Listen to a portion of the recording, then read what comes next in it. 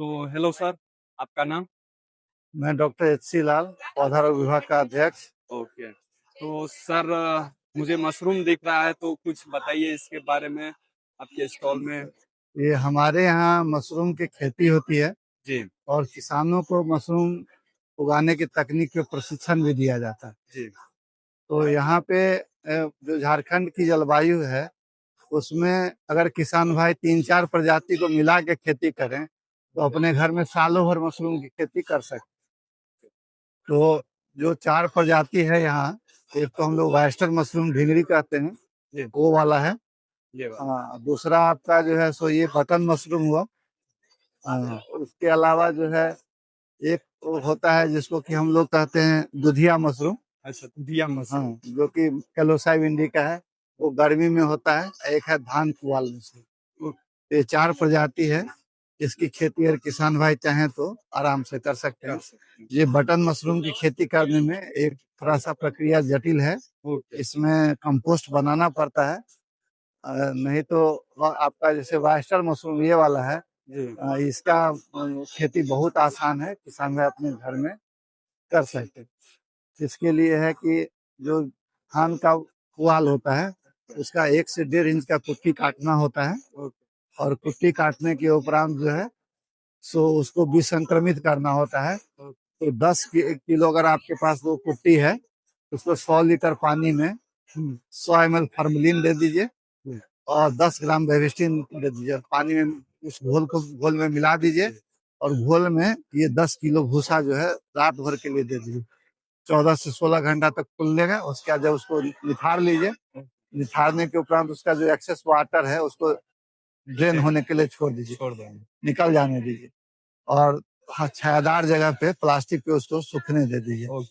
तो जब जब आपका देखिएगा मुट्ठी में लीजिएगा और ऐसे गाड़िएगा, बूंद बूंद पानी नहीं गिरे, लेकिन ये हाथ गीला रहे, तो समझिए कि इसमें अब उपयुक्त नमी है, बिजाई के लायक हो गया। हाँ, उपयुक्त नमी है, बिजाई के लायक नमी है। अब मशरूम का स्पॉन लीजिए और एक पीपी बैग होता है 60 बाई 40 सेंटीमीटर रेडियस का।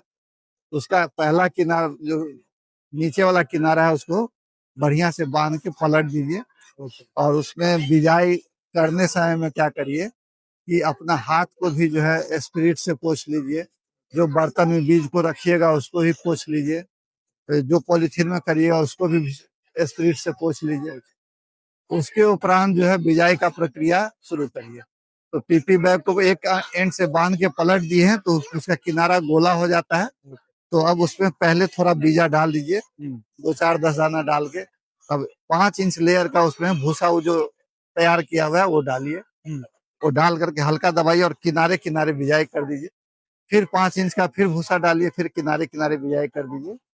इस तरह 4 से 5 बार जब डालिएगा तो वो जो है सो आपको वो पूरा हो जाता है, 80% भर जाता है। फिर उसको दूसरा एंड को भी बढ़िया से टाइट करके और फिर बांध देना।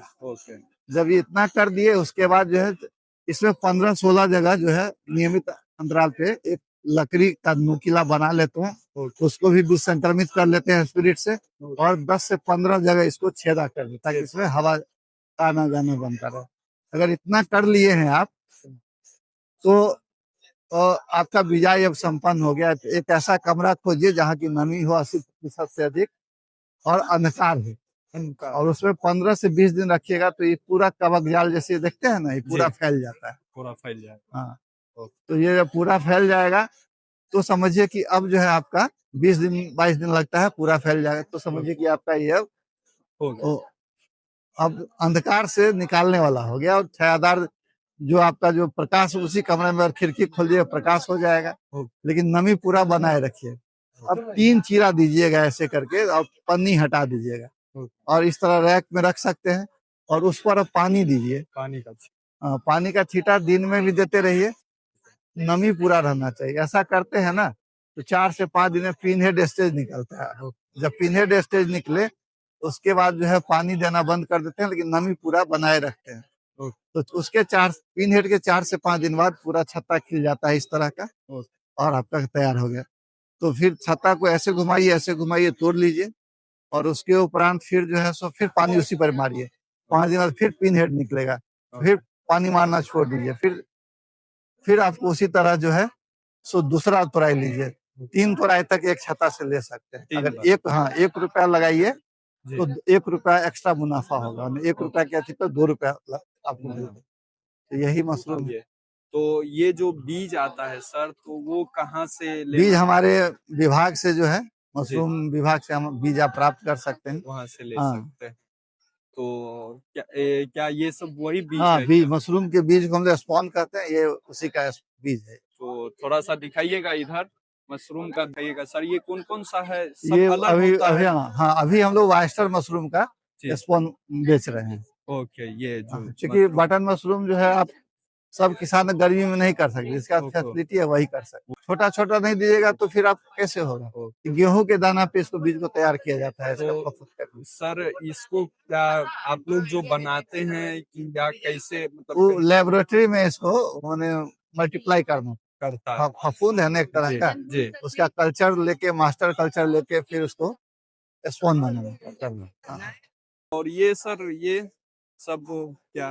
ये सब जो है, जो आप कोई किसान बीमारी लाते हैं, ओके, खेत में, बीमारी लाते हैं खेत में, तो उनको उनका पहचान कैसे किया जाए? ओके, तो लक्षण के आधार पे ही पहचान होता है। ओके, कुछ बीमारियां ऐसी होती हैं शुरू में लक्षण से नहीं पकड़ाती, ओके, तो उनको फिर लैब में लाया जाता है। लैब में फिर उसको देखा जाता है, स्लाइड बना करके माइक्रोस्कोप पे देखा जाता है, जी, तो उससे डायग्नोस हो जाता है।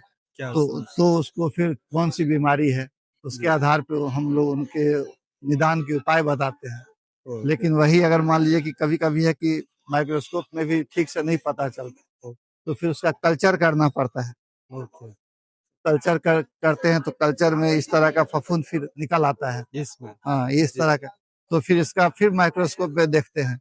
ओके, उसके उपरांत तब उसको ये देते हैं।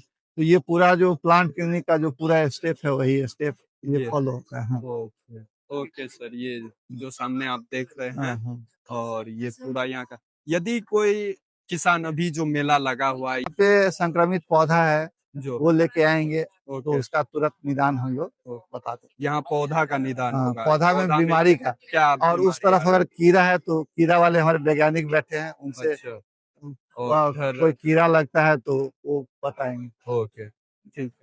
ओके, थैंक यू सर, आपसे बात करके बहुत ही अच्छा लगा और सर बहुत ही अच्छा से समझाया। बहुत-बहुत धन्यवाद।